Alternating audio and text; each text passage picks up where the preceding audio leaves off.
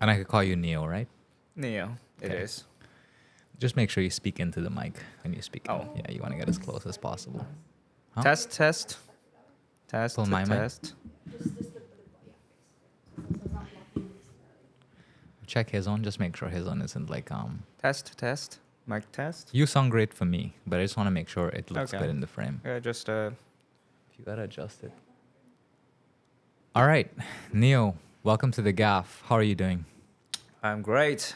Thanks for having me. No problem, and thank you for agreeing to do this. I know, well, we're gonna get into what the content of this podcast is gonna be about, but I just want to preface by saying, I appreciate you sharing this information and sharing your experience mostly.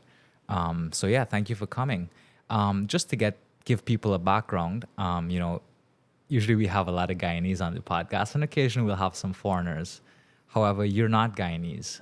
Would you be able to give me a little bit of your, as much as you can, of your background? So, well, should I put something fruity in it?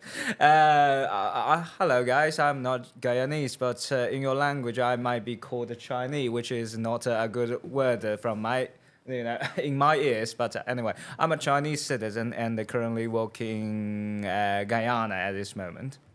Okay. Yeah, and on top of that, the very reason I was invited to the program is I am a survivor and a victim of the industrialized human trafficking and industrialized scamming operation or industry in Southeast Asia.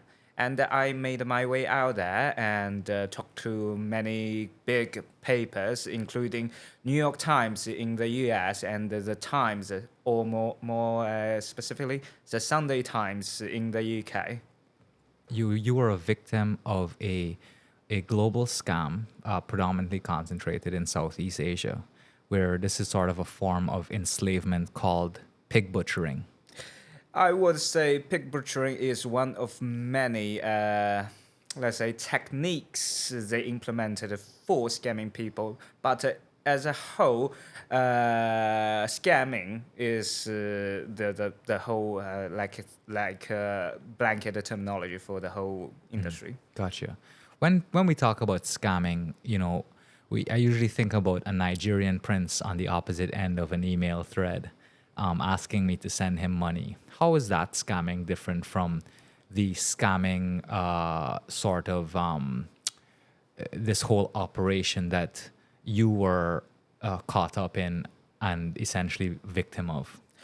I would say the classic, like the Prince of Nigeria, is the kind of the terminology for that is phishing email or the phishing scam, because it is focusing on the auto filtration of the victim itself. Because once they deploy those scam email, they will just wait for the reply, and the victim itself will do the auto sifting Okay. for the scammers. So this classic scam mechanism is not labor concentrated. Okay, it is just waiting, but what we are looking at is the Chinese scam led booming industry, the scam industry, prospering in Southeast Asia. That is labor concentrated, just like the Chinese swap shop in China. They will deploy many as laborers, and they will try to get first-hand information, or let's say some privacy information on their targeted victim first. Then they will dissect them into different preferences, so to speak, to accommodate their so-called scam scripts preference. Therefore, they could conduct the active and how should I put this? They could conduct the active and concentrated or more script oriented attacks other than like the classic Prince of Nigeria, that kind of passive actions. So let me just sort of summarize and see if Yeah. I'm getting this right. They have hundreds or thousands of people working to collect information from other people online.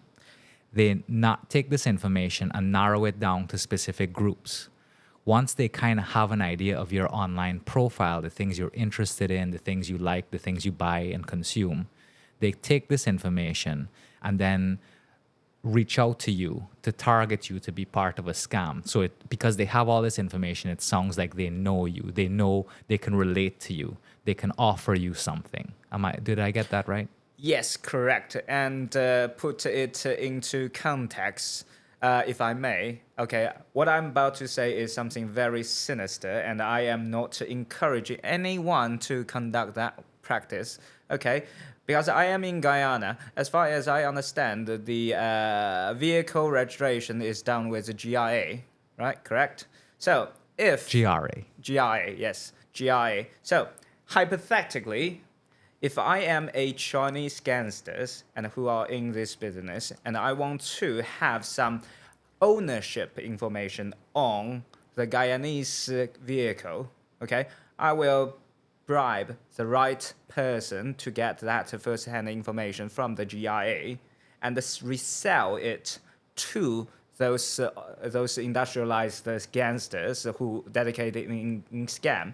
So I will become a data providers, data merchant to sell those privacy information to the scam operation. And this is my what is point? happening online. It is happening online and it is happening around the world. The Chinese gangsters, ask any data merchant around the world to get the local victims or potential victims' data or contact information or any other information they consider the valuable, so they could meet their, let's say, script demand. That's it. Okay. So when they collect that relevant data, the gang let's call them a mafia. Is that safe to say in what they are? I would say they are just since we are already in South America, so I would just call them cartel. Cartel. Okay, great. So this cartel will now give this information to the hundreds of people working for them to now go out and use this information to target these people that they've collected the information on. And what happens when they reach out to, say I'm a victim on the other end of the line on the internet? What are they reaching out to me to offer me? Okay, because I was enslaved by a pig butchering, cartel, and the romance cartel. That's what they do. Okay, regardless, their prime victim is a female in China, so I will just tune it into Guyanese male. Okay. In your capacity Okay. at this moment. So I will build. So if I were the scammer itself, initially I will collect the information. If you are heterosexual male, okay, I will collect the information the good-looking females photos online. Just download it without any hesitation. Good-looking one. And I will build up this online portfolio or more likely profile to make it as real as possible. I'm not quite sure what dating app you are using, but once I could reach out to you via your dating app, or maybe if I got your phone number already, I will just randomly text you. Oh, is this Jane? It has been a while since we spoke, and you will say, who this guy is, and you will just ask away. Maybe you got the wrong number, and later I will say, oh, I am so sorry, it's just some typo or anything, something like that. But here's my photo. I show you some glamorous young girls with I don't know, with some attractive I don't know, personality, should I say that? anyway, and I say, oh, but you seem to look like a genuine person. Can we be friends? Something like that. It's a classic pig butchering or the romance scams initiation, so to speak. And then if you are not auto-ban me or delete my contact, then we could talk along and progress our relationship, so to speak. And then at some point, I will introduce some scam itself, which is some cryptocurrency investment scam, something like that.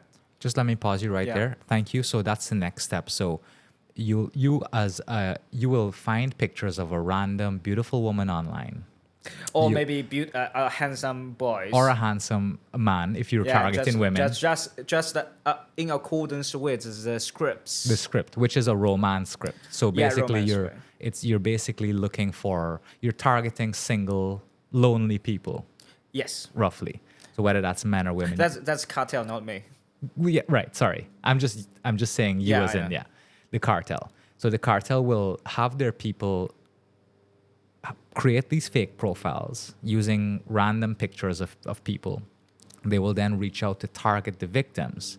If I, the victim, don't automatically block messages or stop talking to you, say I am in fact a lonely male, and I see your profile as an attractive woman who's interested in me, I will allow that relationship to foster and grow, and then I will essentially trust. gain. Yes, I will gain your trust, and vice versa.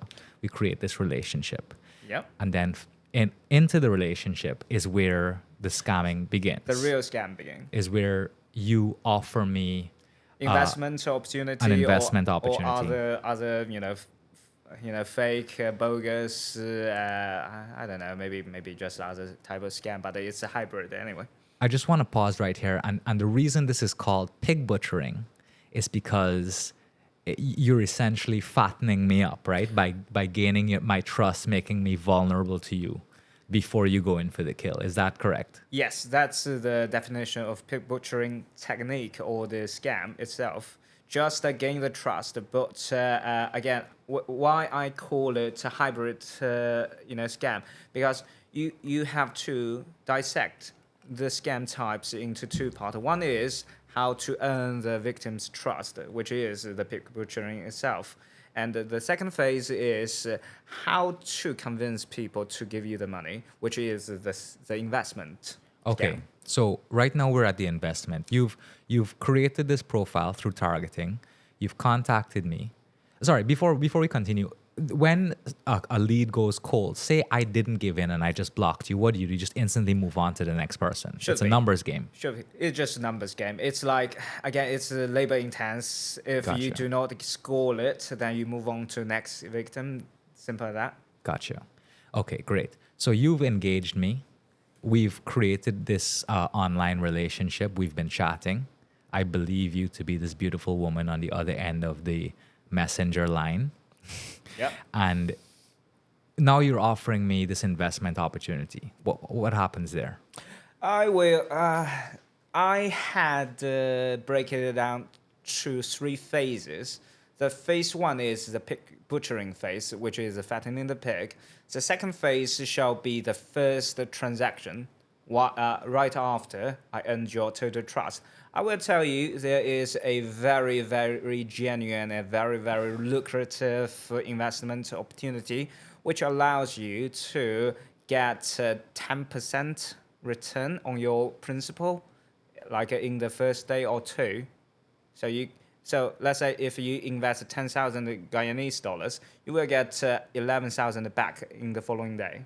Okay. Okay, so So good I will rates. I will give you some peanuts in the first day. So I will introduce you a investment plan for whether it is stock exchange, whether it is cryptocurrency. It's just a facade. Again, it is a facade. So don't really focus on this cryptocurrency scam or anything. It's just a skin, so to speak.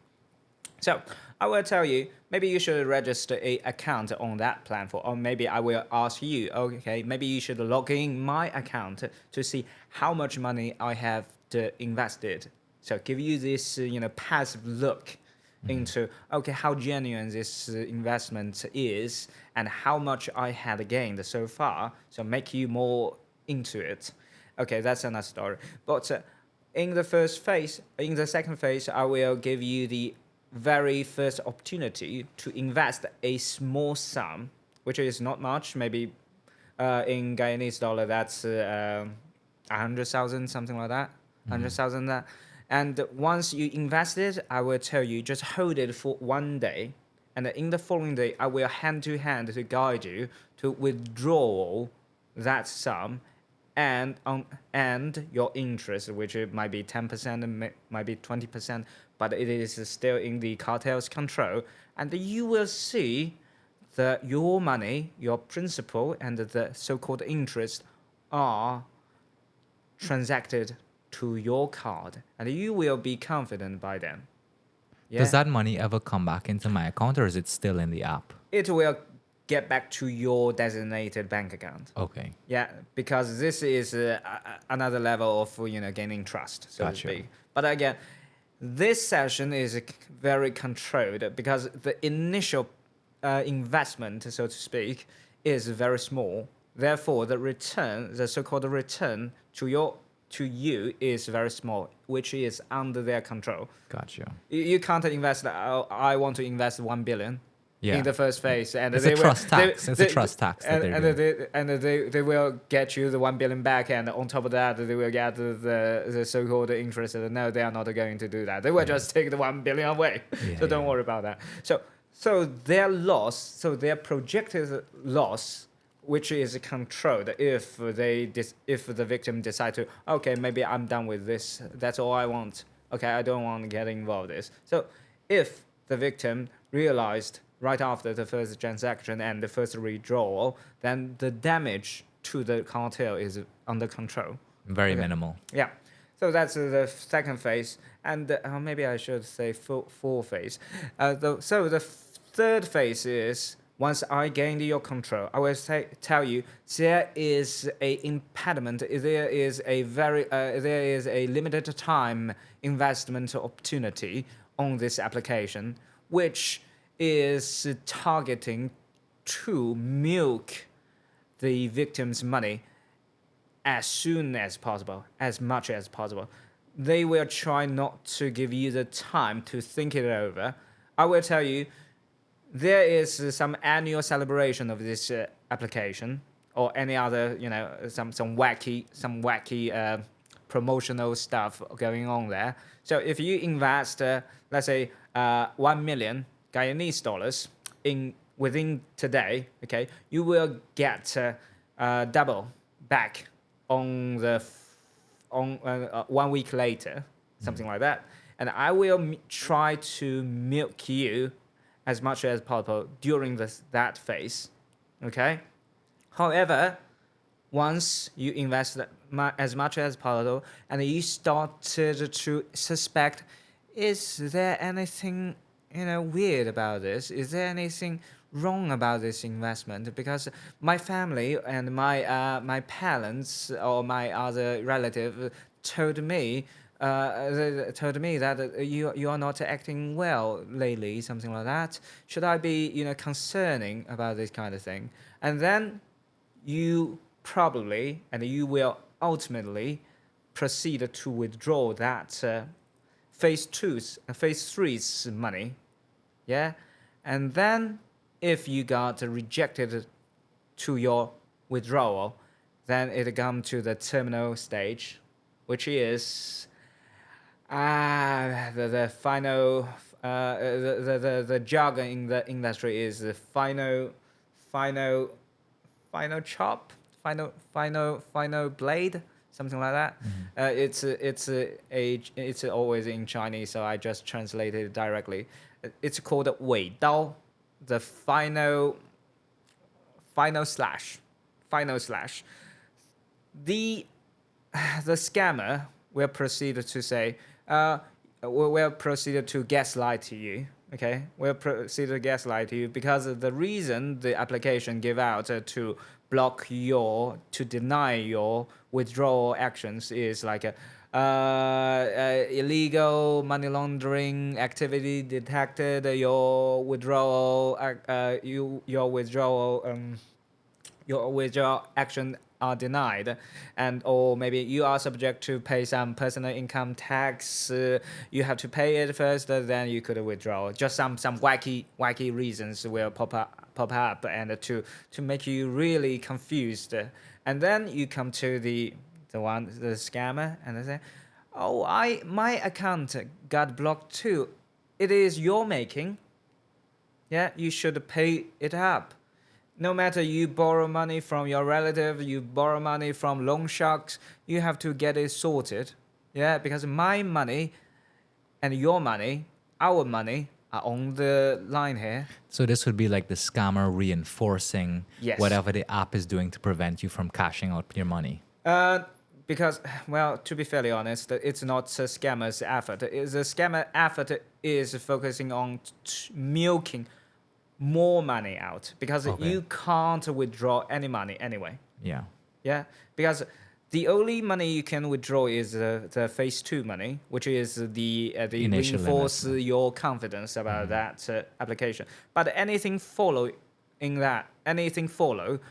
is not withdrawable because it is just the scam itself.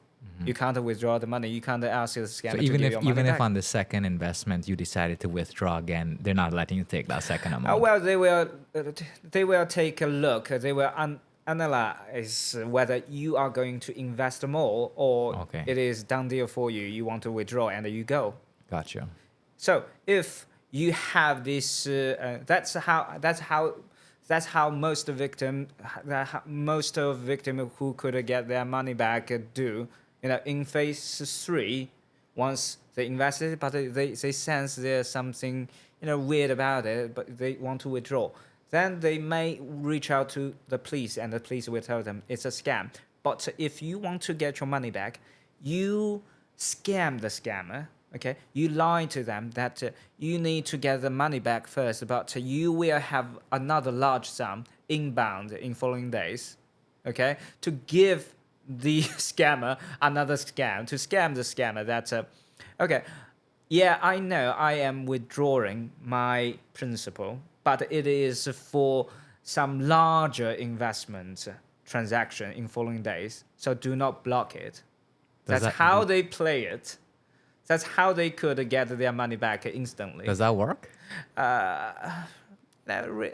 Scarcely, but it's working sometimes. Gotcha. It's working sometimes.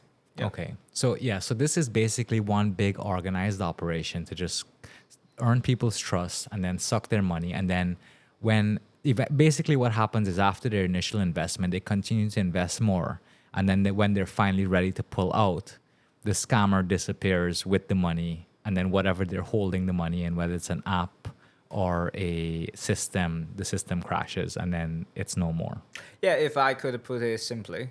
But as I said, once they try to pull out, the scammer will try the final push for more money. Gotcha. Because as I said, in the phase 3, okay, these victims will usually invest on their saving, but not on their loan.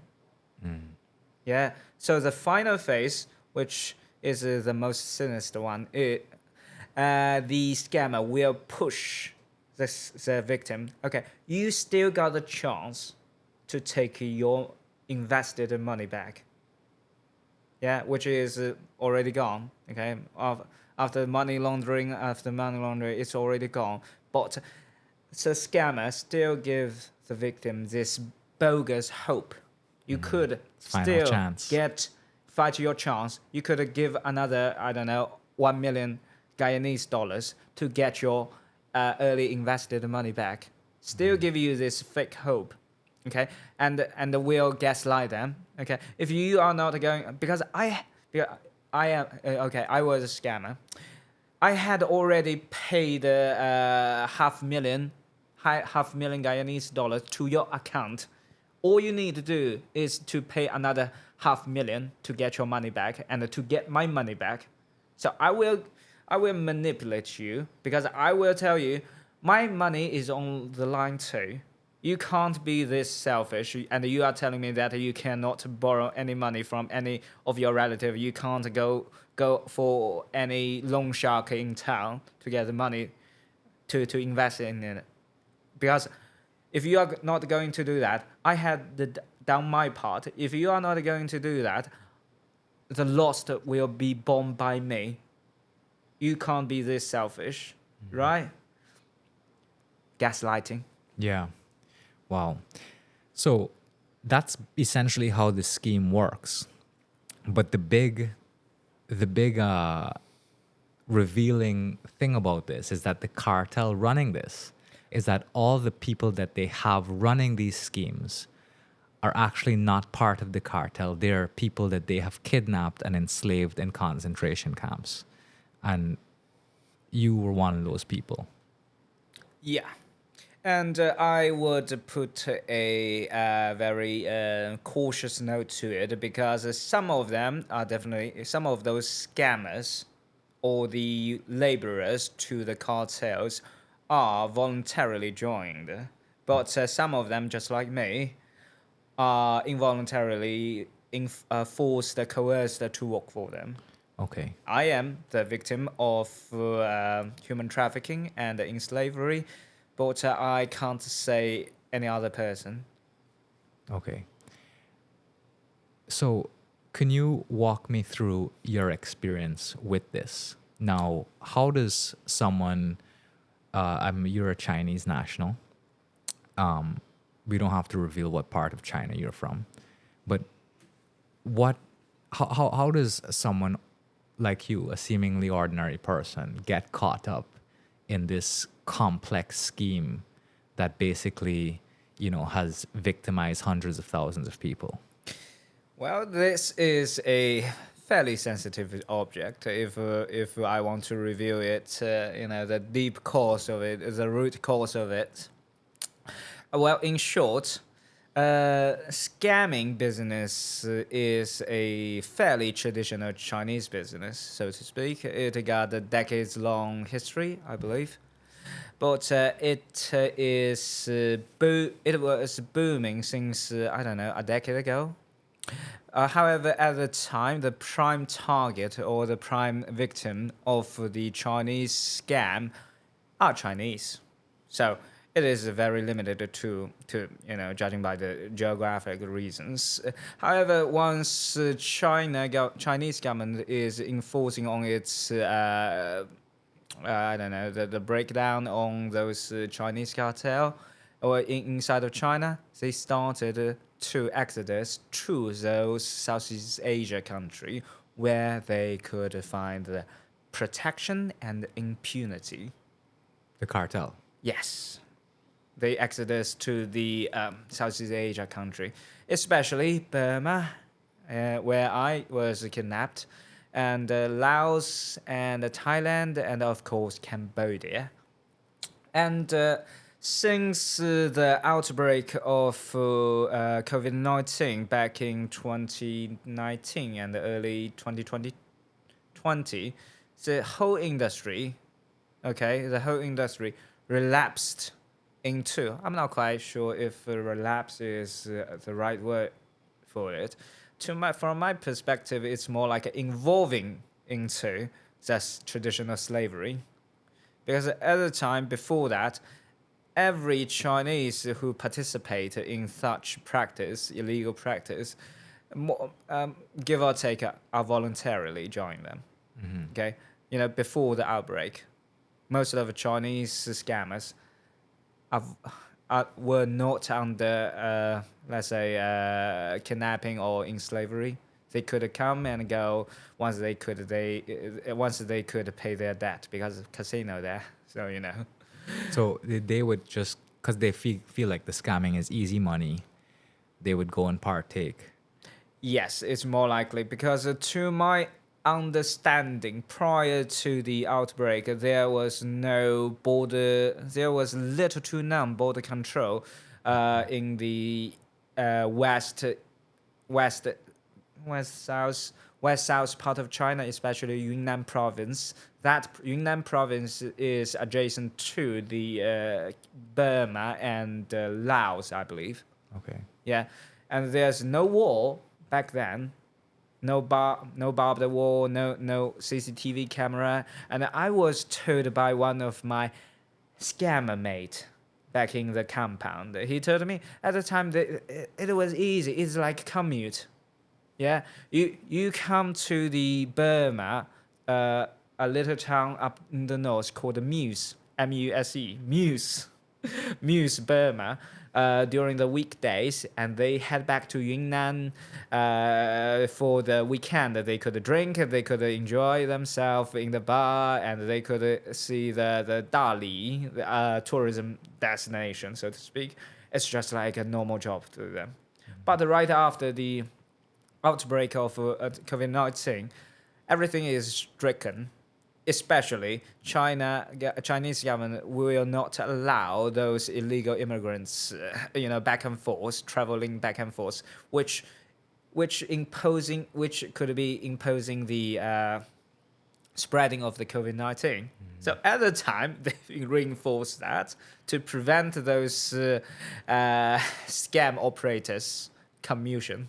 Yeah, but this sort of scamming operation still has to happen though, but it's just not as freely as possible. And then back then, the labor force of the scam industry shrinking.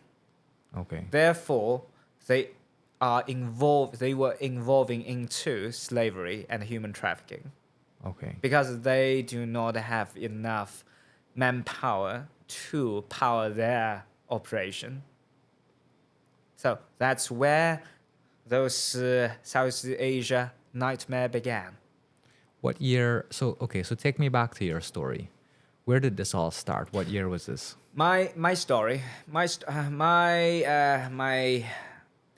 at the time it was June 4th, 2022. I got this gig offer in Bangkok. I think that's just Thailand. I flew to Thailand for a translation gig.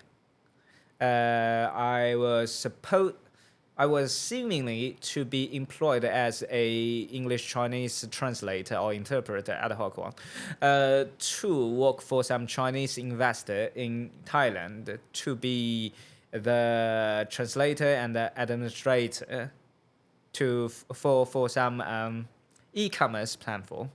So you've done translation work before as a career? Yes, before and after. Okay. Yeah, I mean, I'm working as a administrator and a translator in Guyana at this moment, and I was working in Kenya, and I was working in Oman, Sultanate of Oman, and in China, of course. Administration, maybe supply chain operation, maybe some just classic translation work all the time. Okay. So to me, it was just another job at the time, but I was not realizing the status quo back then in Southeast Asia, because any job offer you take in Southeast Asia is like a ticket to those scam compound. Gotcha. So to speak. And right after I arrived at the Bangkok airport in Thailand, I was trafficked into the Dongmei camp. Dongmei camp. Dongmei. You could Google it. You could find everything there. The Dongmei camp is in China? Is in Thailand? Is on the borderline between the Burma and Thailand. Officially speaking, it is on Burma soil. Okay. Yeah. I was trafficked into the Dongmei camp, Milwaukee, Burma. So how did you end up there? So you took a plane from China? No, I was in Dubai first. Okay. Dubai, UAE. I was taking the flight back in 4th June 2022 from Dubai to Bangkok on the same day. And then I was trafficked into the Burma on the following day. So here's the thing. Once I was landed, I got a driver came over to pick me up at the airport, and then he drive me to the a border town, okay, a border town, You were under the near impression that you Burma. were going to a hotel. Yeah, it's just a hotel thing. I mean, I have to reporting for the new job, right? And Okay, gotcha. and the recruiter was saying, our headquarters is not there. It's near some Chiang Mai, something like that. Is not in Burma. It's not in Bangkok. And once you reporting, you could just flew back to Bangkok once everything is done for you. Paperwork and something sorted out. And then I found myself ended up in the hotel room near the border, and then in the following day I was again transported by a SUV vehicle to the border. Then I was forced to board a small vessel, river vessel, which is very similar, and I have to cross the river via that. The river that separates Yeah. Thailand from Burma. Yes, that's called the Moi River, Moi, Moi River. At any point of this journey, did things start to feel suspicious? Once the SUV stopped in the middle of nowhere, I was like, wait a minute, they got no reason to stop here. What's gonna happen next? And then they asked me, the driver, show us, okay, you should, leave the vehicle and something like that. And I was looking at the forest, so to speak. It was middle of nowhere, and I was realizing, oh fuck me, I'm fucked. Yeah. Regardless, I do not know what's gonna happen to me, but I know it's not good. Okay. You parked away out of nowhere. You put off out of nowhere, and I was like, nothing, no merit will come out of this. Never the thought to run. Well, they got dirt bike, they got a vehicle, and they got machete. I do not want to try any of that sort. Gotcha. Yeah, and I am an office worker. I'm not some bodybuilder or any profession in that area. I mean, if I was some ex-military, some veteran type of thing, maybe I will, tempt that idea. But not for me. I'm just a office boy, so to speak. You had to play the long game. Yeah, I play the long game, and the long game pays off. So you're at the river, the crossing between Thailand and Burma. You realize that something fishy is going on. You're in the middle of nowhere, and they're telling you to get in the boat to cross the river. Yeah. What happens next?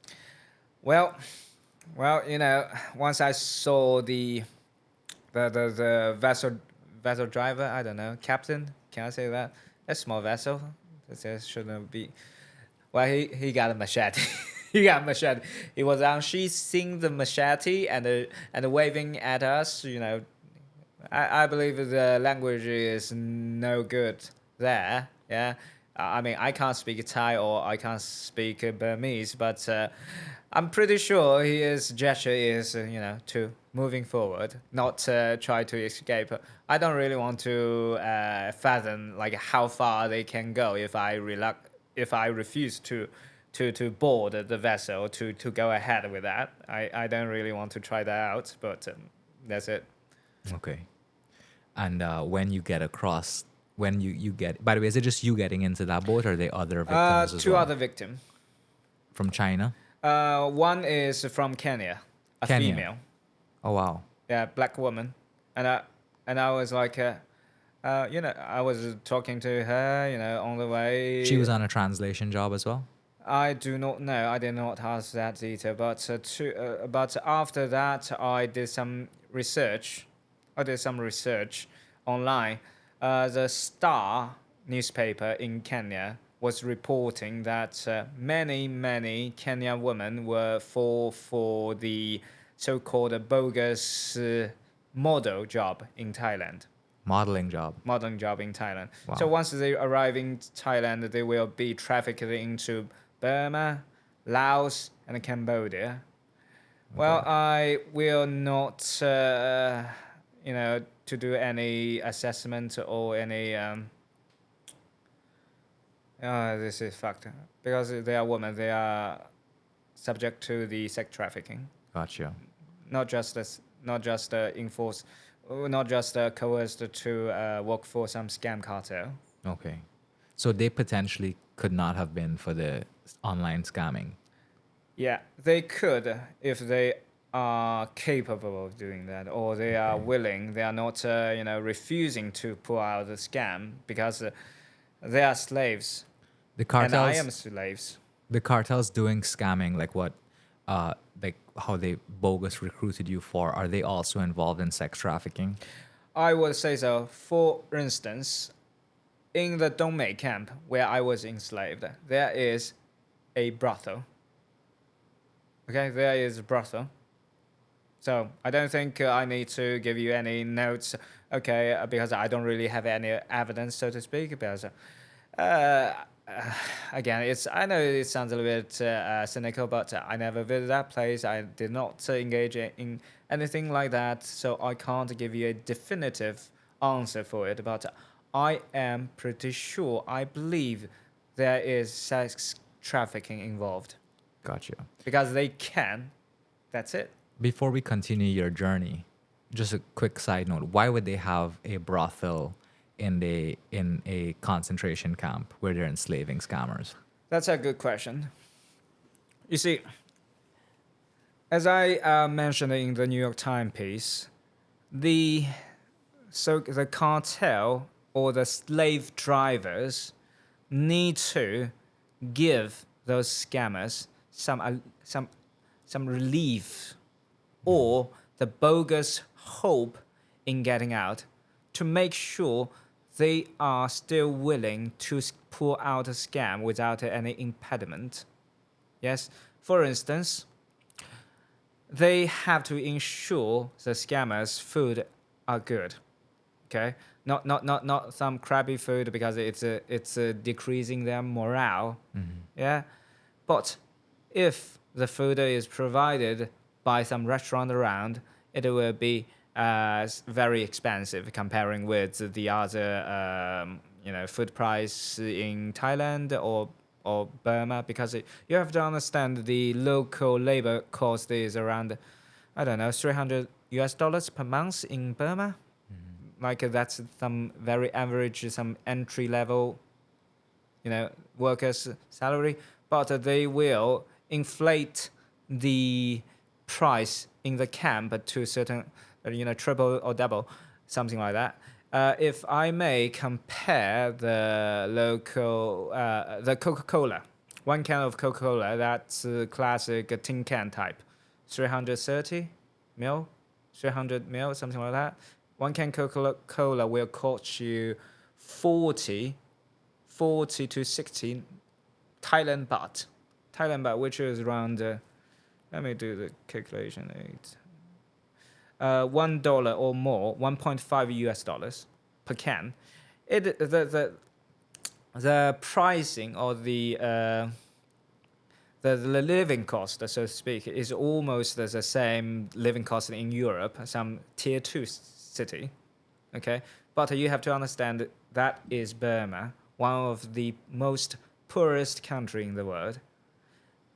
So one, they do not want to impair scammers' morale because it is bad for business.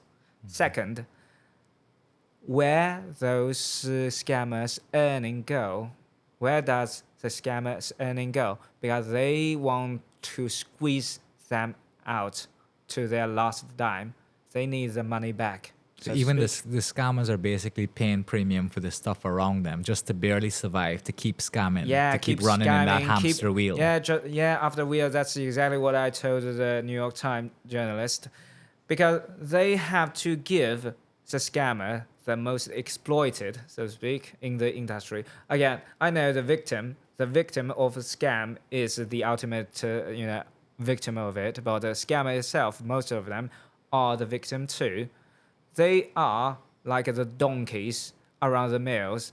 They will be spurred to scam because if they refuse to do that, they will be electric shocked. Okay, just like what I was. Electric shocked, they will be beaten. They will be, I don't know, like a sleep deprivation and something like that. So If you refuse to if you scam, you get refuse to, tortured.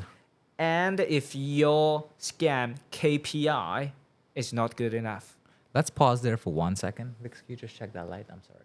I just shut Yeah. off there. Just dim slightly. I don't know what happened. I hope it didn't blow. What percent's it on? Oh, yeah, there we go. Was it 100 before? Yeah, that's good. Thank you. You guys good with this? Yeah. So do you have these scammers who are enslaved there?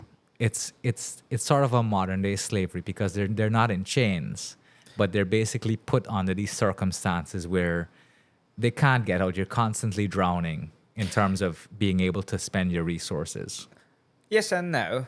Well, it is slavery, but I will caution you, it is not some fancy words like modern slavery. Okay. It's I because it apologize. is just the classic slavery. Because modern slavery is like you are not allowed, you are bound to some draconian rules imposed by the corporations, so to speak. Because you are more likely got bound to some draconian economical fines imposed by the company, something like that. It will forbid you from doing something like that, as something like quitting, something like that. You sign some very sinister contract that it will fine you, something that way. But this is more of a dictatorship. But This is yeah, just straight. this is concentration camp. Yeah. It's just the classic.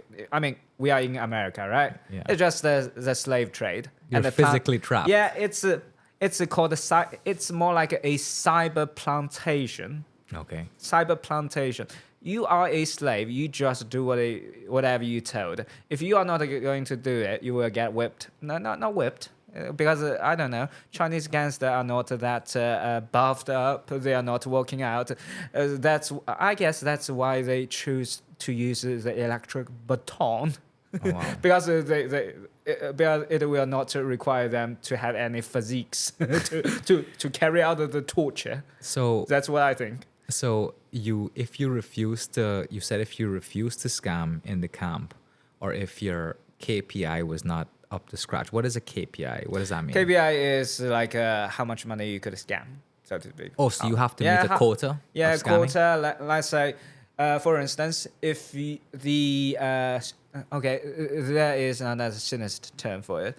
If you did not, talk to enough customers on day-to-day basis, because the cartel will give you a daily quota.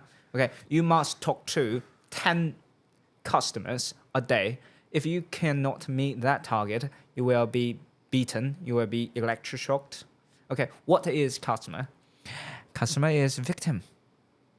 Okay, because they will make sure the scammers, and the cartel itself are free from that guilt. Mm-hmm. Yeah, that's why they. So they would do never not- use words like victim or No, something they like will that. definitely. If I dare use a victim back there, I will definitely be beaten up. That's for sure. Yeah, Okay. because and which on top of that, this is the exact reason they developed this dehumanizing term called pig butchering. Mm-hmm. I don't like the term, to be fairly honest, because because we are literally speaking the scammers' language. Yeah, pig butchering. You are alienizing the victim of those scams as pigs. Because I'm a fan of movies. Well, in the Silence of Lambs, I believe, yeah, the prime goal of the perpetrator is to alienize its victims, because it will make them free of guilt. And I want to make sure them they, I just want to make sure they understand what they have done. Mm. That's what I'm saying. So you're operating once you've been captured. Sorry, just let's backtrack a bit. Yeah, sure. You arrive at the camp, Dong Mai, Dongmei. Dongmei, Yeah. and you are basically put in there and told that this is what you have to do. Roughly how many other guys like you're in there?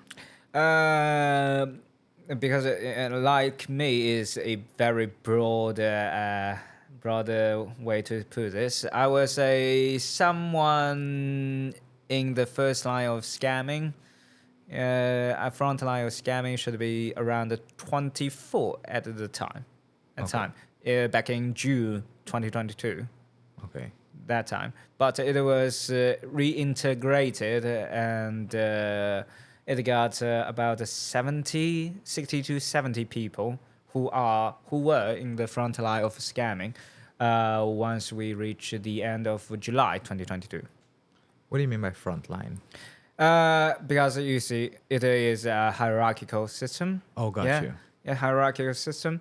The front line shall include the scammer, okay, who carry out scam, and the pig butchering guys who reach out, talk shit, chit chat, whatever, to progress on the relationship. Okay, that's that two parts, that two teams, forms the frontline scammers. But others, like what I was a bookkeeper. I was not the frontline scammer, and some other middle level managerial type of thing. Yeah, Okay. they are not considered. They are not considered as the frontline scammers. Okay, got you. Supporting department and other stuff. Understood. It's a complex operation. I will not say that, but from other outsider, yes, it's a Well, I guess you complicated. don't look at something like scamming and think it's so organized and sort of the efficiency with which it moves, I guess. I will say, because this whole system or the whole structure, so to speak, cartel structure is so well established, like back in years. So it is not some sophisticated job to carry it out, because it's well established.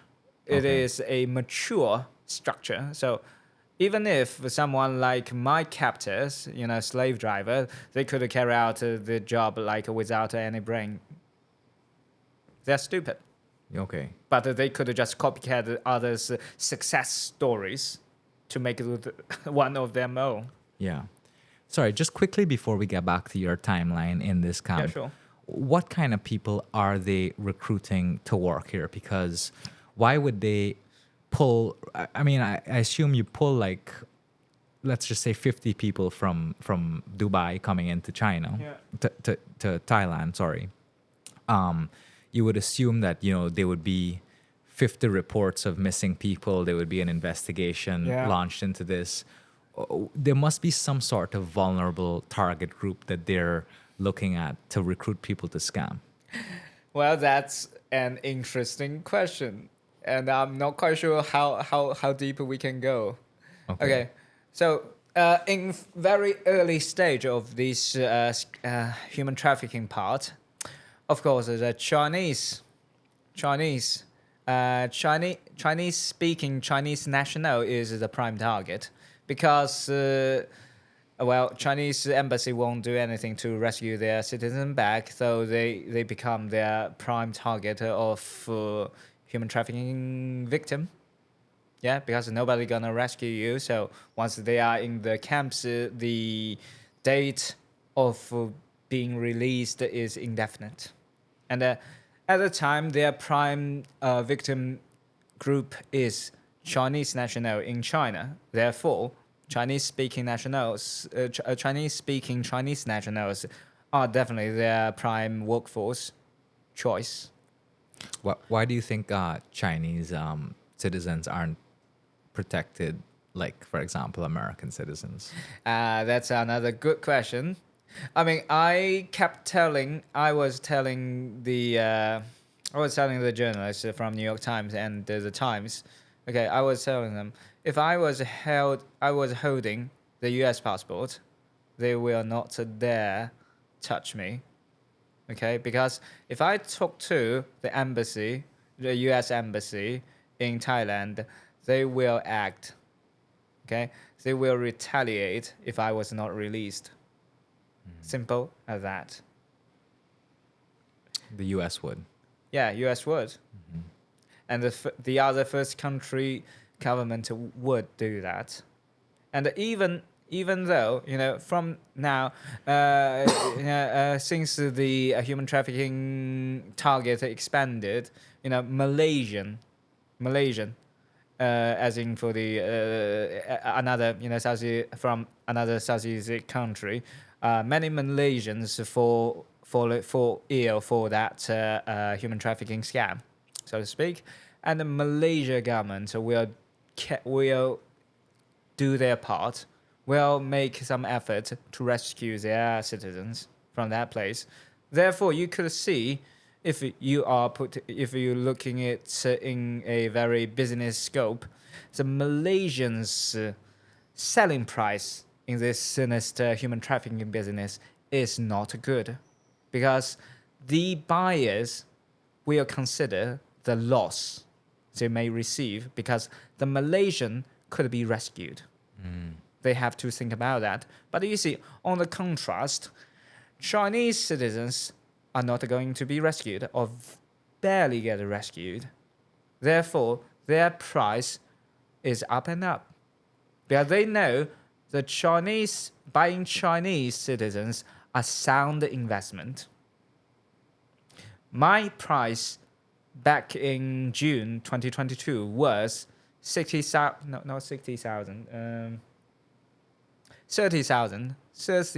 US dollars. $30,000 is what they sold you for? Yeah, that's what they bought me for. I have a quick question. So obviously the cartel owning the concentration camps isn't in control of the human trafficking side. They just are connected to their consumers. So who basically, there's a separate organization that does the trafficking Yes. and then sells you to the cartel? Yes. I will just jump to the quick 101 of those local hierarchy. I will say that. So, tier one, okay, we little human trafficking victims are not included. Okay, we are just nobody. So, tier one is a human trafficker.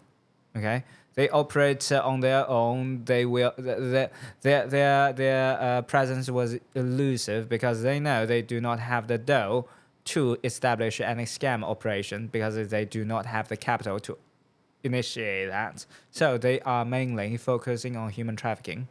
Okay, that's a third party. That's a third party outside of the camp or maybe inside the camp. Who knows? It depends on their it's a case by case issue. So they are doing the one-time deal. Once they could get a hand on some humans and they could sell it to the organization, they will get the money, the commission paid by the scam corporation. And that's tier one. Tier two, up the food chain, that's the scam cartel. My captor, my slave driver is the scam cartel. They will buy humans from the human traffickers, and they may employ some other scammers from other organizations or maybe outside the country on their own independently. Yes, it's possible. And they carry out the scam operation inside of the compound. However, they will pay some rent, they will pay some administration fee to the owner of the camp. Okay, that's tier three. So moving out to the tier three, not to the cartel anymore. The tier three is the camp itself. Camp is owned by someone. Yeah, camp is literally owned by someone. Usually some local elite, some well-connected So businessman. they're just renting it out to the cartel to operate in. Yes, that's correct. Wow. You could just say industrial park. Wow. You could say industrial. For instance, I'm not quite sure if I could find the same stuff in Guyana, but imagine this: if I am if I were the Guyanese government, okay, I appointed a plot of land as a special economic zone. Okay, and I will tell the investors, yeah, come over. I will have some special policy for you, like a duty free for certain years, and I will make the water, electricity, those infrastructure for you, and I will build the office in that area. All you need to do is come over, register your corporation, and pay the rent. That's the same thing. In this hypothetical case, the Guyanese government is the owner of the compound or the industrial park, and the lessee is the corporation who want to invest there. And just to make some analogy, you could see the local elite, whether operating in Thailand, Laos, Cambodia, or Burma, in my case, is the local elite. However, the local elite is, in Burma case, it's the fucking hunter. Burmese hunter or junta, whatever you call it. They own the camp. They take the rent, and they take the tribute from scam cartel. Yeah, and that's tier 3.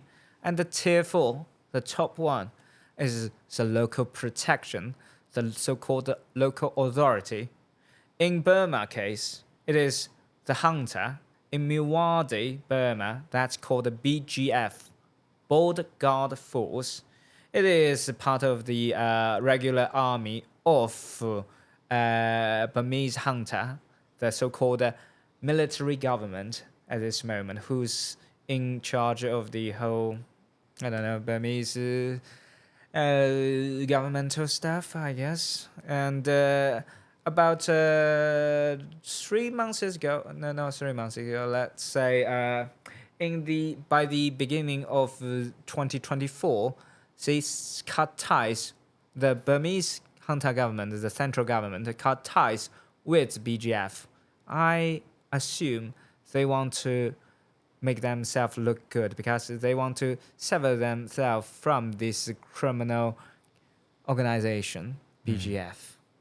And that's the whole hierarchy. So this ran all the way up to the military. Well, that's why they have the impunity. Well, that is crazy, by the way. I did not begin the Cambodia case. Yeah. Just want to dial back here. So we're back into your experience now. You've arrived at the camp. You're the one doing the bookkeeping. How long into this before? Well, first of all, what are you thinking when you get in there? I mean, are you immediately plotting your way out?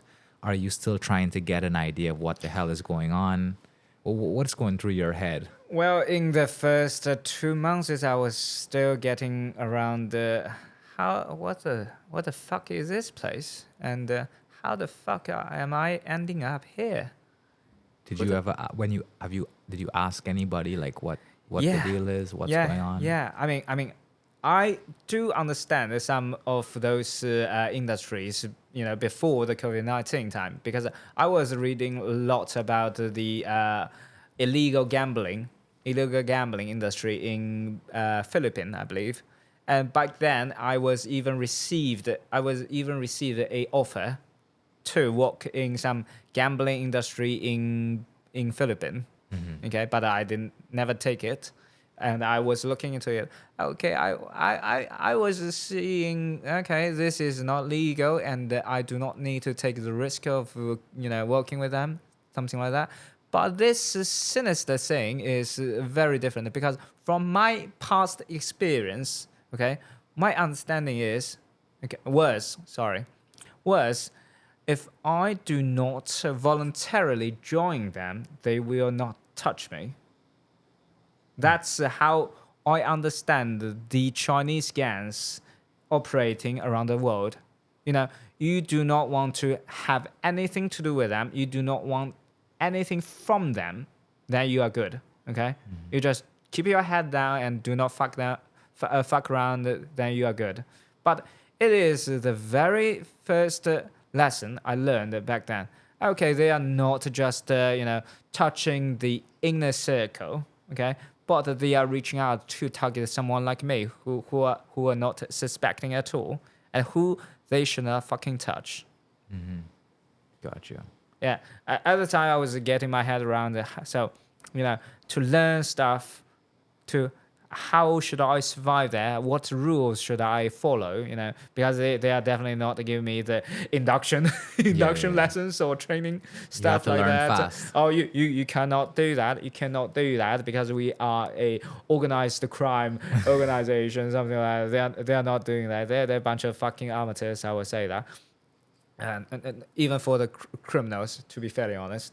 And so I was asking away because they got this so-called compensation. The compensation is a very funny word because this is a jargon, which is literally means ransom. They call ransom compensation. I have to compensate their loss because I want to get out of there. Because the money they paid to the human traffickers should be remunerated by me, should be compensated by me. Because you don't want to be there. Because I don't want to. I didn't sign up for this kind of shit, so That's I have to hardcore compensate. gaslighting. Oh yeah, that's very cool. I mean, I have built up this glossary and shared it with the journalists around the world. I told them, if I translate the Chinese wording directly into English, it is so fucking sinister. You can see that. And I just wanted them understand that you don't fuck with me. That's it. And they took away all your phones and all that stuff. Yeah, electronic devices, including my Kindle. Fucking hell. I was like, that's just a Kindle. What do you think I could do with that? Yeah. Yeah, I could read the book and I could find a way out here. So 2 months in, you're still you basically figuring out the ropes, getting a feel of the place. How do you start plotting? Or how the hell am I getting out of here? Oh, once they give me the option to be their bookkeeper. Okay. I mean, at the time they will give me 3 options. One is pay them $30,000 US dollars to get my way out. That's your ransom fee. Yeah, that's ransom. Yeah. 2, be a regular scammer. And 3, be their money launderer. It's just the same to the 2 one. So 4, be their bookkeeper. And once I was told that I could be their bookkeeper, I chose that without any hesitation. Because You didn't have the 30 grand to pay them back? Well, that's a very interesting question because at the time I do have the money. And my parents do definitely have the money, if I ask. But here's the interesting part. They are scammers, and they are running scamming operation. The knowledge I gained before that options given was they could take my ransom and sell me to the other scam cartel. Wow. Yeah. Double bubble. Yeah. Yeah, double bubble. So they could get my ransom, and they could make another dough for selling me to other organizations. They do not need to release me. Why would they? And they are fucking scammer. They are fucking human trafficker. How would I believe in them? Yeah, because at the time, I cannot reach out to my parents. I cannot reach out to any third-party rescuer. You have no guarantee. Yeah, I have no guarantee. I have no leverage to believe them. Wow. Yeah, it is fairly common in that land of barbarian. Yeah. Yeah. Makes sense though. Yeah, there's if no honor among thieves, Yeah. so to speak. So you get the bookkeeping job. Yeah. What next? Oh, I just keep my head down just like an honest worker. But I just tell them, hey, if you want to realize this function, like a daily report, things like that, you have given me more input, which is the information. That's what I need. That's how I gain their trust. So you see, so I told them, you have to give me the description of every expenses, okay? Because if you want to audit, like 2 months after, yeah, and you look at the book, you see no description of this expense. How do you believe, yeah, you had spent that money? Correct? It's just the basic accounting stuff. Yeah. Correct? So I told them, I need the information. You give me the input, and I will make your book perfect. I make them book perfect. But I did not make the book for them. I make the book for the journalist. That's how I gradually gained their trust, how I gained their information, including the victim of scams. So how does this lead up to the when you made your escape, so to speak? I mean, Because- this obviously had to hit a point of conflict at some Yeah. part. Yeah. Yeah, because at the time I was telling them, you see, okay, I was taking the gig in Thailand because I was planning to apply for a Canadian school at the end of 2022. Because at the time it was middle of 2022, right? And I was trying to apply for some college in Canada. And then I plead them, can I just work for you like 6 months and you release me afterwards? I don't need to get paid, something like that. Just release me after 6 months. Yeah, I got nothing to do with this industry. I just want to go back to school. That's it. And they say 6 months it is. So I hold them onto that promise, bogus promise. Got nothing to do with the real release, but you see, it is a talking point. Yeah. 6 months is a talking point. If I could sought for any higher authority, hire them, then the 6 months could be delivered. But if I, alone talk to them, they don't need to care about the promise they made. Yeah, because they're a fucking scammer. Yeah, and they are my slave driver anyway. So once I amassed 6 months worthy information, financial documents, victim information, and other correspondence in between money launderer and the scam cartel So you've and been everything. collecting data this whole time. I prepared the whole fucking 6 months. Where are And- you storing this data? Because if they've Oh. taken away everything from you, No, what do you- of course no. Because I have to work for them. They give me the work phone and a work Oh, laptop. So okay. I store there. But prior to approaching to the journalist, I did not do anything. I just be a genuine bookkeeper for a scam operation, for the scam cartel. And I did not talk. I did not snitch on them because I have to keep my performance straight. Yeah. Yeah. And until I reach out to the journalist, I release all the documents at once because I have to keep the window short to minimize my risk of exposure. So once the first time you send, you know shit's about to hit the fan. Yeah, I know. And I am prepared because, you see, if I was not tortured, then the trip is not complete. I need to get some more graphic material, so to speak. Okay, so let's just dial back quickly. You told them they agreed 6 months, and okay, we'll let you go. You could go back to school or whatever. Yeah. 6 months comes. What do you do? I kept pushing the cartel senior members. Boss, you promised me 6 months, you let me go, things like that. But they just downplay that, just push me around and do not fulfill, do not deliver. Yeah. And on the day of 3rd of January 2023, yeah, 3rd January 2023, okay, they were having enough for me. I was just whimpering, that kind of thing. Because my persona back then was this nerdy and feeble guy. Okay, I just want to be very, very nonchalant and very, very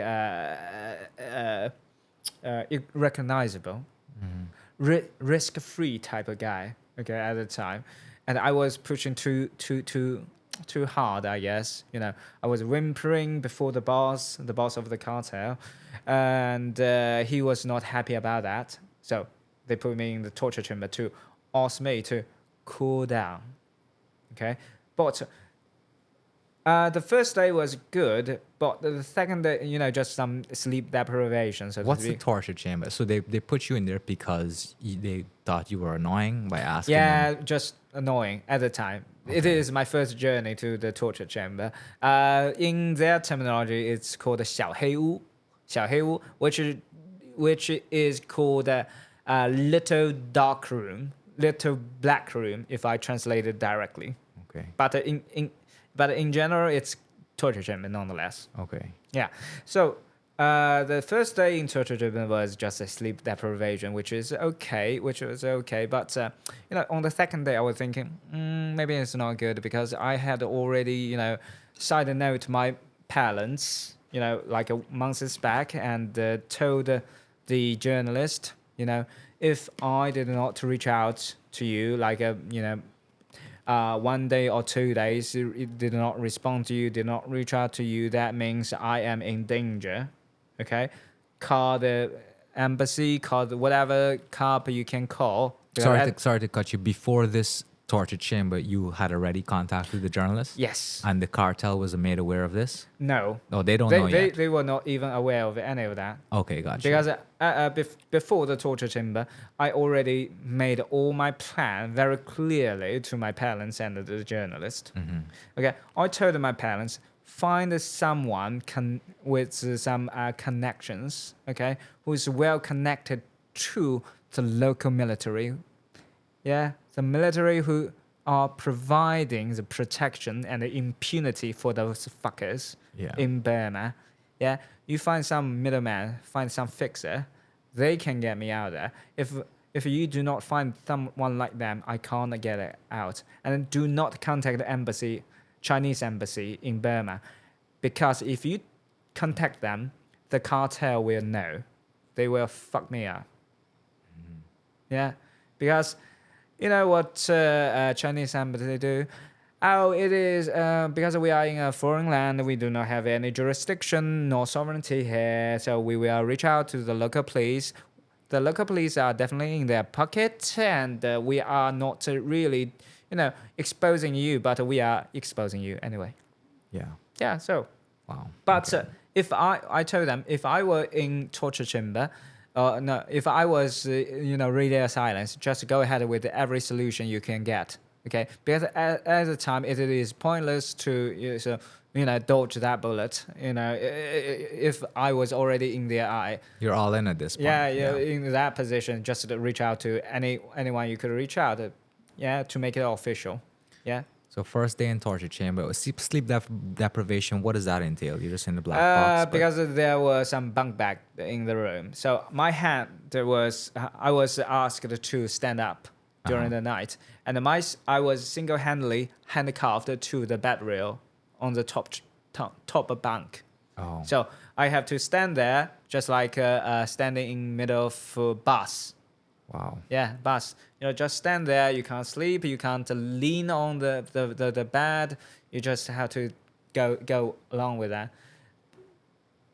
Jesus. Yeah. Well, it's the most slightest torture they could pull out. You have to understand, and- because you have to understand that the scale of torture. I mean, I understand some drug cartel operating Southeast Asia. That's horrible. But if you are comparing that kind of thing in the civilized society, okay, and the tortures you may suffer in Southeast Asia, okay, that's child play. Southeast Asians are a land of barbarian. Let me say this again, loud and clear. That is land of barbarian. Barbarian. Come after me, please. Yeah, ask me to do some affirmative actions or anything you want, but I will repeat that. Chinese gangsters and those hosts are barbarian. So the first day you spend in the sleep deprivation room, and then how long does that last for? How many days? Well, altogether, I spent 18 days in the torture chamber, and the handcuff and 18 days with the handcuff on? Most of the day, I will say 15, 14 days of handcuff and some, the sleep deprivation is from time to time. I can't accumulate how long it was, but yeah. Would that having your hand up like that for days, wouldn't that the blood flow coming down just really Yeah, no, screw your hand up? it's really annoying, and it's how should I put this? Yeah, it's acceptable, I would say. Okay. Yeah, because I was expecting this. Okay. I prepared for it. So that's the only thing that happened in the 18 days. Oh no, not like that. I mean, you saw the video. So I did see the video, and basically, I saw that, and I don't want to get too graphic, and I don't want to. Yeah, I want to get it. I want to get it graphic. Okay, as long as you are okay, I don't want to force you to relive anything that you went through. But the video I saw, which was a part of I think the Times report as well, was you on the ground, you're bound, and then they were basically shocking you with cattle prods. Was that it? Yes, at the time it was the how should I put it, climax of the torture, because at the time they were doing the filming, because you see the video. They filmed that? It is shot by themselves because they were going to milk my parents for the ransom. I promised them. So early they on. tortured you and sent that video to your parents. Yes, correct. And you can imagine that. If if the audience could imagine that, if some cartels kidnap you and enslave you, torture you, and record a video to send your parents just for some dimes, well, you can imagine that kind of experience. I mean, I was prepared for that moment because I know, if I want to make a good story, I want to make them fucking famous. I need some graphic material for that, but never do that to your parents. Yeah. I mean, you can definitely, hurt me. I'm okay. I can do that, but don't touch anyone else. So were you not at any point just concerned that they would just kill you? Oh no, nowhere near killing me, because you see, it's bad for business. Everything is about money. If brutally kill me is not good for anyone at all. You see, they paid 200,000 Chinese yuan, which is 30,000 US dollars, to buy me from human trafficker, and if they kill me, they get nothing. Because at the time when I was asking for being released in the beginning of 2023, my ransom was inflated to 70,000 US dollars, from 30,000 US dollars to 70,000 US dollars. They know how much I was. So within the span of 18 days in the torture chamber, you're getting tortured in all kind of brutal ways. At which point do they find out that there is the liability that you've sent this information to the media as well as back home? Oh, that's how does that get revealed? Oh, that's an interesting question. I mean, it was just a part of my plot.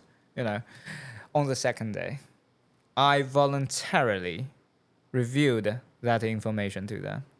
Okay. I told them directly. I reach out to journalists. I reach out to my family. So you can't sell me to any other organization, because if you dare sell me to any other organization, this shit show will be bombed by you, and someone else will be benefiting from the selling. You don't want to do that. You have come a long way to keep me around. Mm-hmm. All right, Neo. So, so you willingly gave them this information. The information sent out there, they can't sell you back to another cartel. Because it's not economical. It's not economical for them. So then what happens from there? I mean, you obviously are stuck in the chamber for a few more days. Well, a few more weeks. Yeah. How does that eventually stop? And then how do you get out of there? I mean, I feel like you're so deep in. How do you even see the light at the end of the tunnel here? Well, to be fairly honest, during that phase, I was not, hopeful because I was not told by my parents or my rescuer there is a guy coming to rescue me, something like that. So, I mean, I just did what I can do at the time. Yeah, I just say, hey, I have done what I can do, and I am counting on you, journalist, my parents, or the third-party rescuer. Just do your part, and that's all I can offer. So, back to the initial question you asked earlier on. Why? How do they know that I voluntarily surrendered that information? Because I know my parents will reach out because I already informed them to do so beforehand. So that's why I want to voluntarily release that kind of information because sooner or later they will find out. Yeah. And I'd rather to tell them from myself because the suffering I would endure is lesser, so to speak. If they find out by themselves, okay, the punishment will definitely be unfathomable, so to speak. Yeah. So And back to the question you asked. In the first week, they just, they were having this cool down. They were having this sort of, I guess, senior member meeting to discuss how to deal with me. How to deal with me. It was calm, just some sleep deprivation from time to time, and handcuff all the time, of course. And they were asking me whether I am still willing to do the scam for them. I told them, hey, you promised 6 months. They said, forget about this 6 months. Forget about the 6 months. You are not going anywhere. Yeah. Are you still willing to do the scam? I told them, can we at least try the compensation route? Can I pay the ransom and you let me go? And they say, I think we all want you here, okay? But if you are going to pay the ransom, then the ransom shall be $17,000. so they doubled it. Yeah, double, you know. And I was like, and I was not entertaining that idea because all I need to do is talk to my parents to let them know I am still in that compound. I'm still in that cartel's possession, okay? But if my parents pay, even they could pay $70,000. Okay, here comes the question: they do not have fixer. I do not have fixer.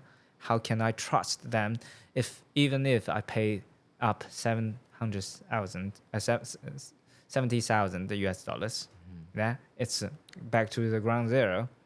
All I need to do is to establish the communication with my parents or with outside, including the journalist. Okay, I insist. Okay, maybe my family got this money, got this dough. They could pay you. Please let me, talk to my parents first, and that, the final confirmation on reaching out to parents, is the start of my real torture. On the very night, once I confirm, okay, I still want to go down to the route of ransom, they start to torture me. Firstly, they slap me and beating me on my backside, yeah, and then use the electric baton to electroshock me and all over, and then that's it. Okay, this is what I can get by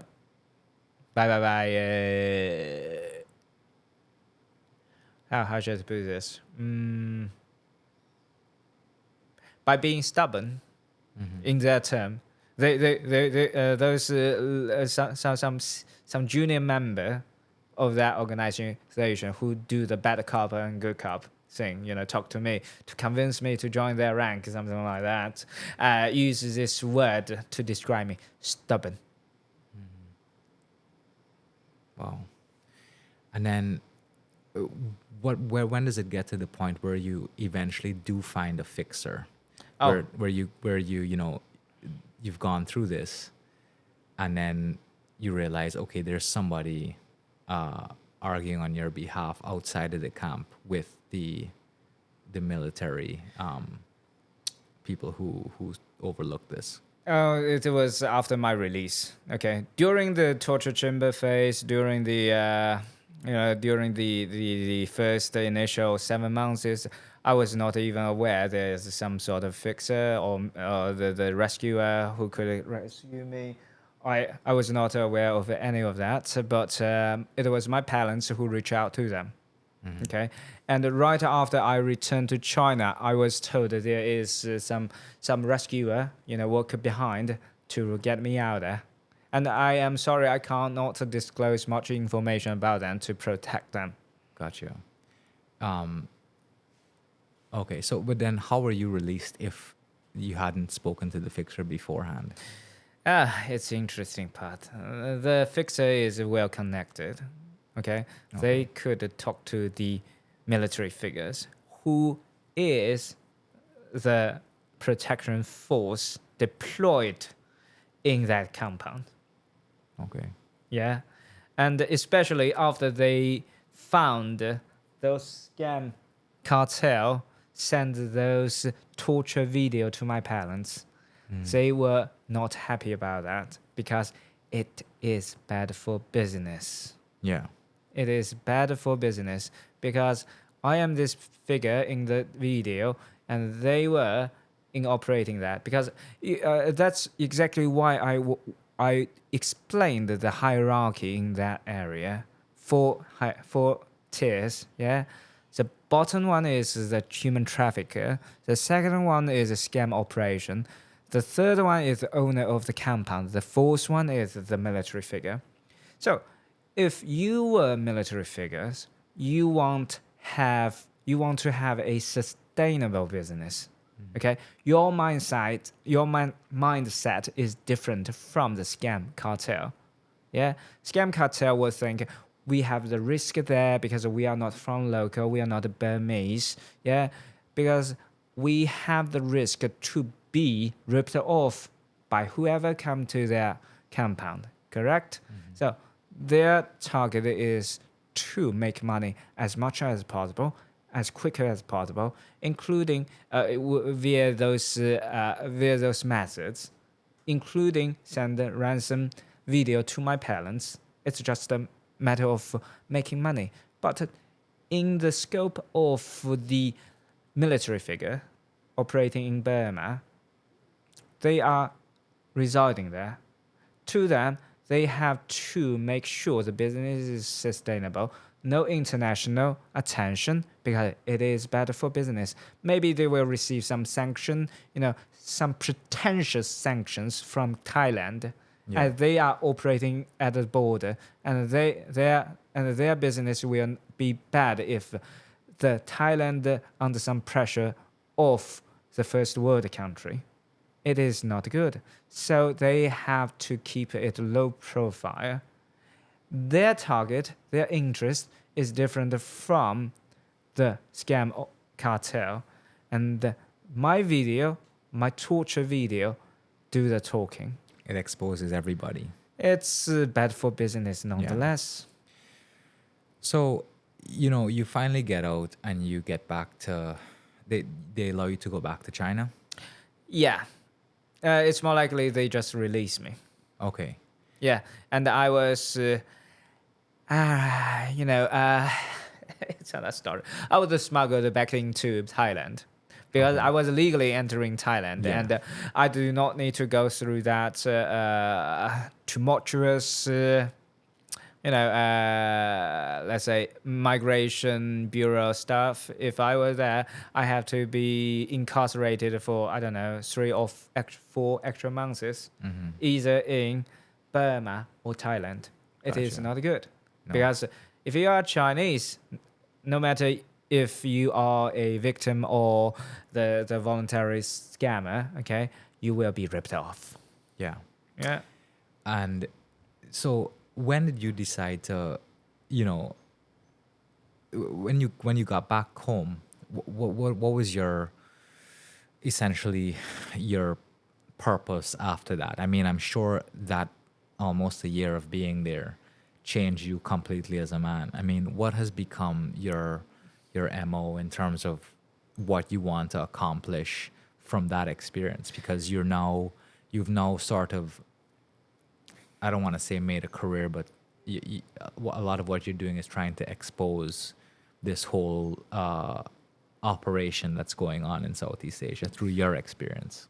It's a fancy question, if I may. I mean, I don't really want to give much of my background to the program because it's a very long stuff. And I received this same question by a Chinese journalist. She asked, "What does this experience change you?" I told her it made me more confident. Yeah, I mean, I know I'm a kind of wild card who dare put some sort of retaliation on the cartel. And this one, I mean, I believe at some point we have this kind of experience. You have the aspiration, you have the skills, or at least in your scope, and you can't deliver it because you do not have the opportunity. Yeah. And you say, "Oh, okay, I was not recognized by my surroundings. I could be something else. I could be something more." And I would say this in slavery gave me the stage to be someone or something. And again, I will tell them I will fuck them up. That's what I can do. And I could, and that's why I told the journalist I am more confident than ever because I survived this and I outfoxed the scam cartel. I scammed scam cartel, so to speak. And on top of that, back to the initial plan of mine, because I'm a simple guy, I treat people the way they treat me. So the scam cartel treat me like a dog. Then that's how I treat them. I got this three principle if someone dare touch me. One is, can the other party be fucked? Yes, they can be fucked because they are a criminal organization. Yeah. Two, can they just not be fucked but more be punished outside of those standard punishment? Yes, they could because I am exposing them everywhere and I am exposing the one who is behind the Dongmei camp as well. Broken Tooth, the Macau gangster. And the three, can I benefit from it? Yes, I can. I will make a name out of this, and I will use them as stepping stone, and I will make sure them understand anyone who are victim of those scam operation or the human trafficking operation could step out and make a name for themselves. And they will be the stepping stone. They will be the loser by the end of the game.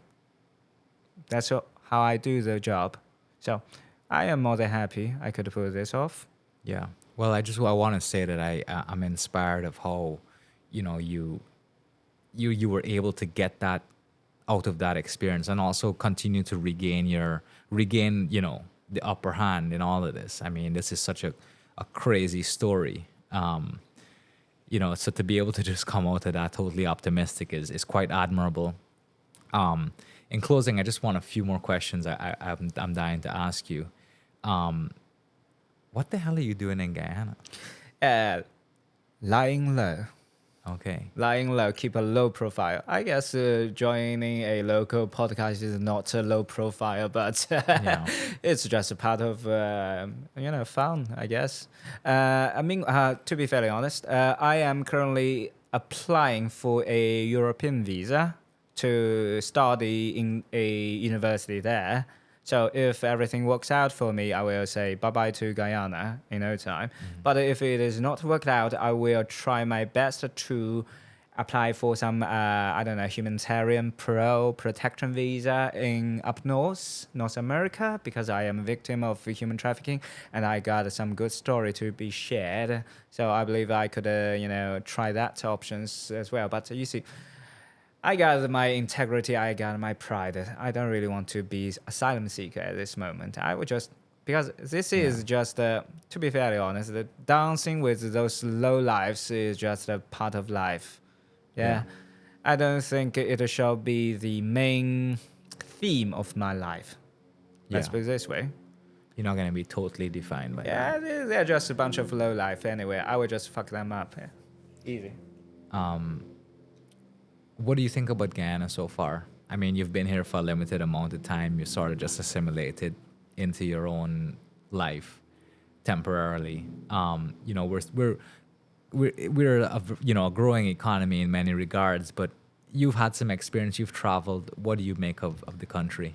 Well, first thing first, it's hot.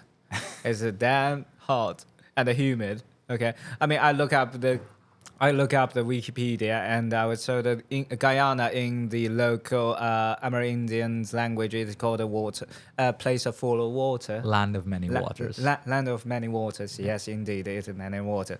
And every day I check the weather. It's the humidity is 70 to 90, something like that. And I was like, oh man, I can't live without AC. To be fairly honest. Yeah. Yeah. It's very hot. That's the first impression.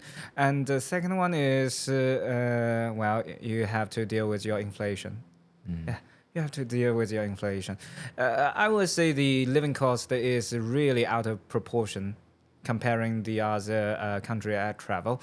Because to my understanding, the cost of living is almost like the tier 2, maybe tier 3 city in Europe, in some developed country. And to be fairly honest, I don't think it is good for, growth in general. Of course, I understand it is the result of a hot cash, the pouring capital and the pouring expat like me. Okay, guilty as charged. But I believe it is really bad for the Guyanese, okay, who are not from outside the country. It is bad for their living. Yeah, definitely. They don't make nearly enough to keep up with the cost of living. The cost of living. It's ridiculous. At the beginning of the program, I asked you where you're from and whatnot, and you said, "Oh, people here would refer to you as a Chinese," and you said, "Oh, I find that a bit insulting." Yeah, I know you didn't. You're not holding feelings about it, but I just want to talk to you about that because we don't have a lot of Chinese natives on the show, and there is, in fact, we do have an issue here with regards to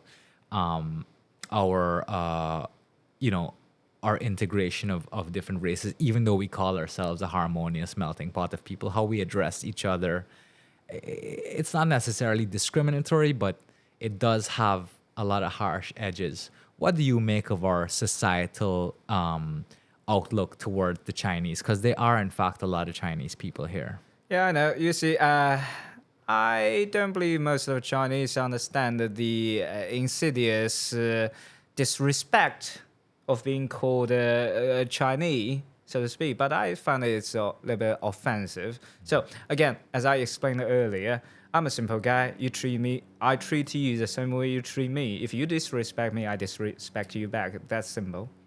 So if you call me Chinese, you may find something kind of abusive. Not that much abusive, but it's around the boundary. Don't put me like some very how to put this, very very hippie type liberal stuff. Okay, even if you disrespect me, okay, I want a peace, I want a harmonious. I'm not that type of guy. I'm a simple guy. Yeah, so you don't really want to find what I am capable of. Trust me. Gotcha.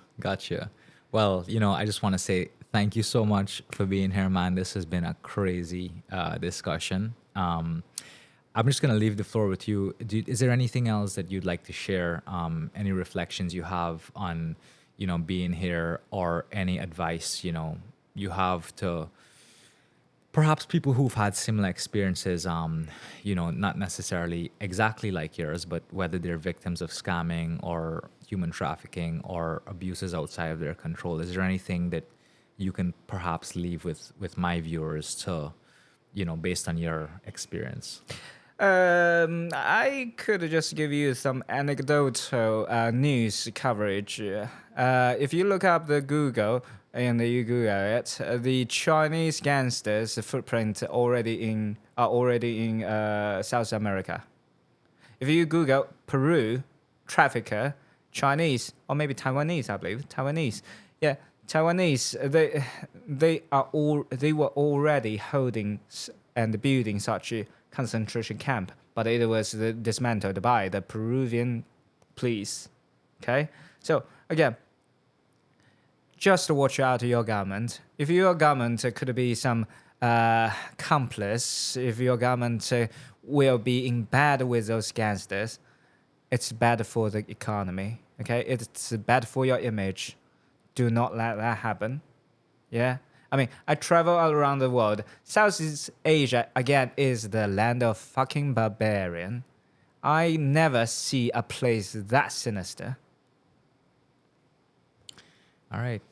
Well, Neil, thank you so much for being here. I appreciate your contribution, and I wish you nothing but the best in the future. So thank you. Thank you so much.